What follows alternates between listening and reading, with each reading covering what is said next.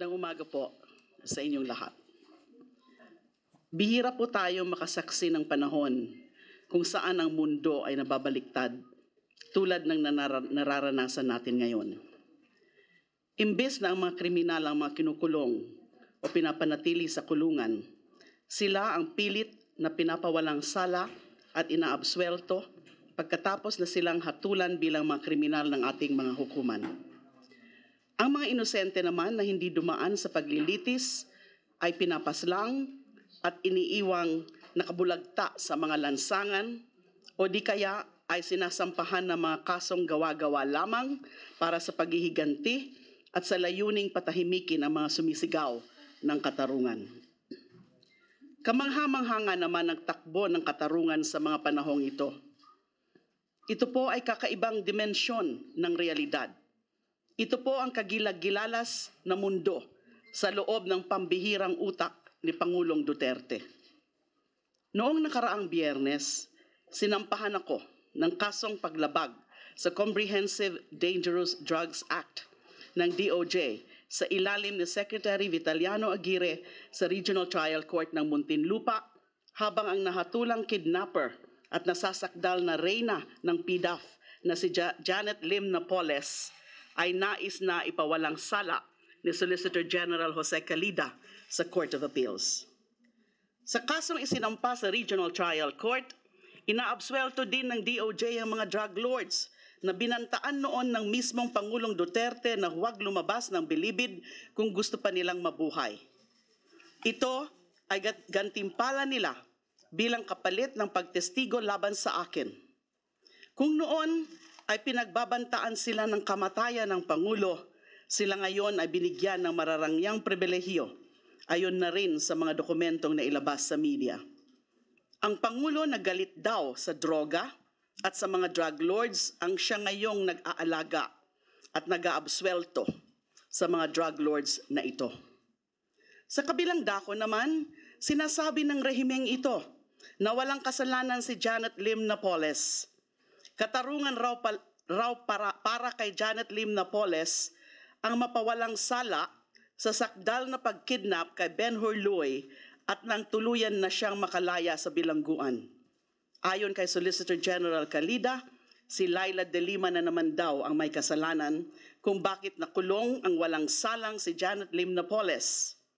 Pagkakasala ko raw ang usigin sa korte at maipakulong ang inosente at walang salang si Janet Lim Napoles. Ito po ang makasaysayang pambabaliktad ng mundo sa ilalim ng rehimeng Duterte, kung saan ang mga ahensya ng gobyerno ay nagtutulong-tulong upang iabswelto at mapalaya ang mga nahatulang kriminal at kinakasuhan naman ng mga nagpursiging ng huli at nagsakdal sa kanila gamit din ang mga bilanggong kriminal na drug lords na inaabswelto naman bilang mga testigo. Sa nakaraang linggo, marami na sa atin ang nadadagdagan ng buhok sa bumbunan dahil sa kakataas ng kilay o di kaya ay nakalbo naman dahil sa kakasabunot sa buhok. Hindi na tayo dapat magtaka. Excuse me. Kung nagawa ng isang Pangulo ang magsulong ng isang polisiya na pagpatay sa mga maralita na pinaghihinalaan lamang na gumagamit ng droga, ano pa ang makakapagpigil sa kanya na gawin ang lahat anong naisin niya? Ang iabswelto ang mga totoong drug lords, ang ipawalang sala ang kidnapper at reyna ng PDAF, ang gawan ng kwento at taniman ng ebidensya ang mga kalaban, na inamin din naman niyang gawain niya noong piskal pa siya, at patuloy na pumatay pa ng marami pang mga maralita dahil trip lang niya. Alam na natin ngayon na walang batayang prinsipyo ang lahat ng mga aksyon ng ating Pangulo. Basta trip lang niya, gagawin niya.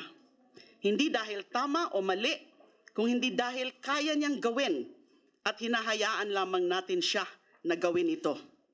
Ang tawag dito ay kawalan ng pakundangan.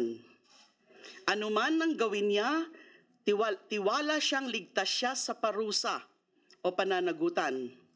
Sa salitang Ingles, impunity. Trip lang niya. Yan po ang klase ng pamamahala ni Pangulong Duterte. Nag-umpisa ito noong nadiskubre niya bilang mayor ng Davao City na maaari naman palang pumatay ng daan-daang katao ng walang pakundangan at ng walang pananagutan. Sa katotohanan, hanggang ngayon ay wala pa siyang pinagbabayaran sa ilalim ng batas kahit isa man lang sa mahigit 1,000 sa Davao at 7,000 sa buong Pilipinas na kanyang pinapatay sa kanyang mga death squad at mga alagang pulis. Pero ngayon ay baka maari na siyang panagutin sa kanyang mga karumal-dumal na mga krimen.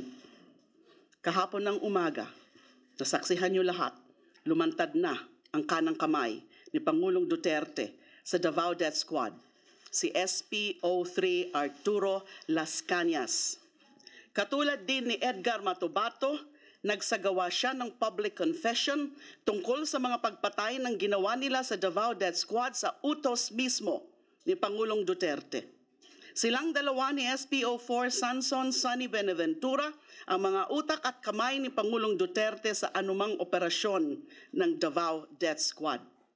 Sa paglantad ni Las Cañas, wala na pong natitirang duda ng atin pong Pangulo ay isang mamamatay tao at sociopathic serial killer.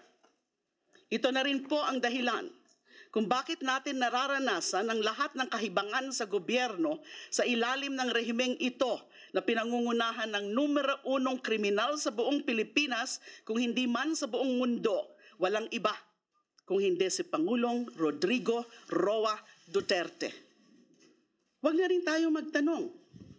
Katulad ng sinabi ni Senadora Risa Hontiveros, kung bakit mistulang may reunion ng mga questionableng karakter sa ilalim ng rehimeng Duterte. Mula sa mga Marcos, kay Arroyo hanggang kay Napoles, 10 ng kanilang mga abogado, katulad ni Ferdinand Topacio at mga operator na katulad nila Dante Jimenez, Sandra Cam, Reynaldo Esmeralda at Ruel Lasala.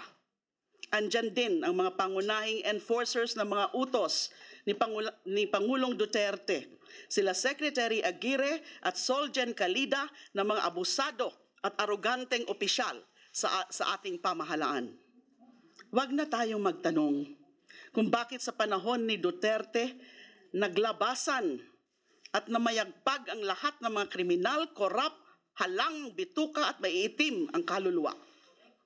May reunion ng mga kriminal sa gobyernong ito dahil ang pinakakriminal sa kanila ngayon ang Pangulo ng bansa. Parang sa pelikula lang yan ni Batman, kung saan pinatawag ni Joker lahat ng masasamang loob sa Gotham City upang maghasik ng kadiliman.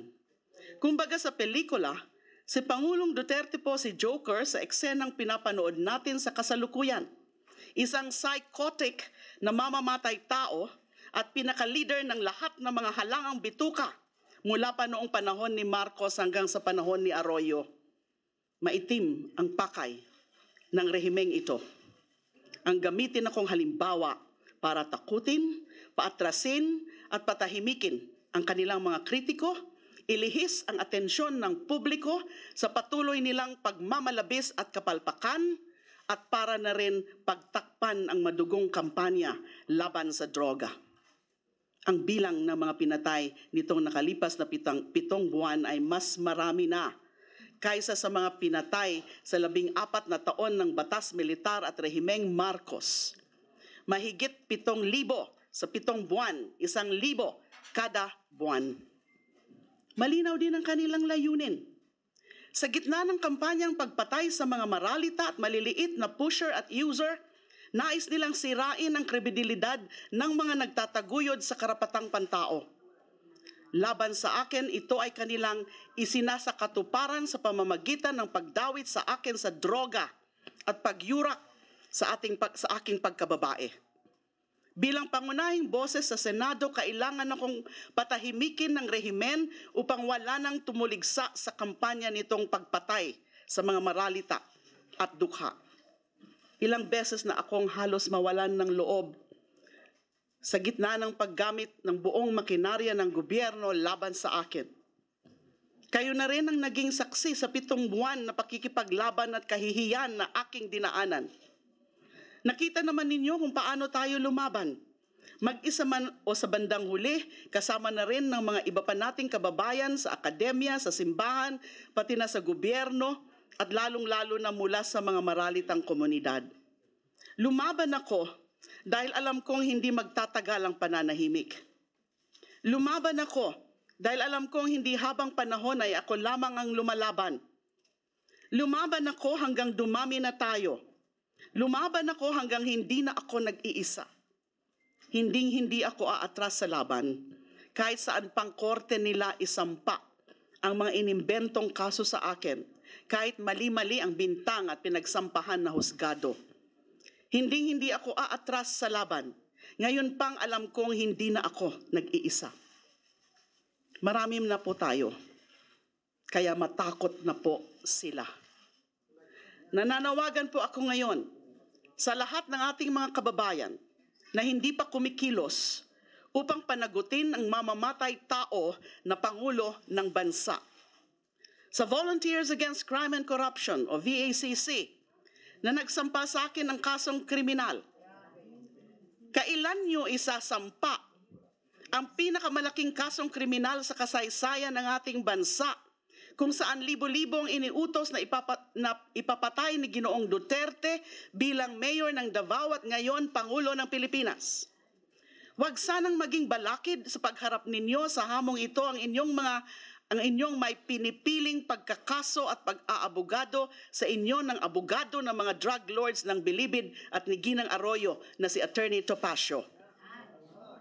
Sa mga miyembro ng kabinete ni Pangulong Duterte, maaari niyong isalba ang bansang ito mula sa isang kriminal na Pangulo sa pamamagitan ng pagdeklara na dahil sa kanyang kriminal na pag-iisip ay wala siyang kakayahan na gampanan ang mga katungkulan ng isang Pangulo.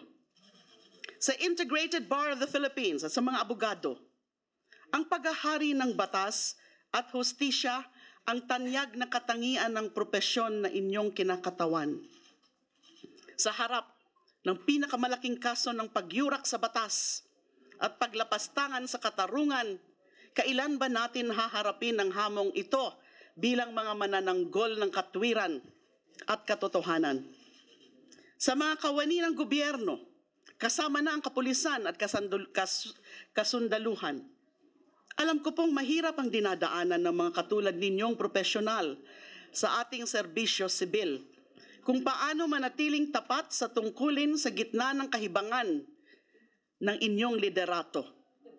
Ang hamon sa inyo ay ang manatiling tagapaglingkod ng mamamayan at tagapaghatid ng serbisyo, kapos man at kulang ang pinaglaanan dahil na rin sa kawalan ng moral ascendancy ng mga namumuno ngayon. Sa ating mga kababayan na pinili na tumabi muna at patuloy na manood lamang sa daloy ng ating kasaysayan, alalahanin natin ang mga katangian ng ating lahi. Lahi tayo ng mga bayani. Ngayon, higit kailanman ay kailangan ng ating bayan ang inyong tapang at kadakilaan. Mahigit 3 dekada na ang nakalipas mula nung huli nating ipakita sa sarili natin at sa buong mundo sa lansangan ng EDSA na kahit ang kamaong bakal ng diktadura ay walang binatbat laban sa pinagkaisang lakas at layuning ng sambayanan. Ngayon ay panahon na naman upang tayo ay manindigan at tumayo sa harap ng isa pang kriminal na diktador at rehimeng mapaniil. Ipaglaban po natin ang ating mga karapatan. Ipaglaban natin ang hustisya. Ipaglaban natin ang demokrasya. Maraming salamat po.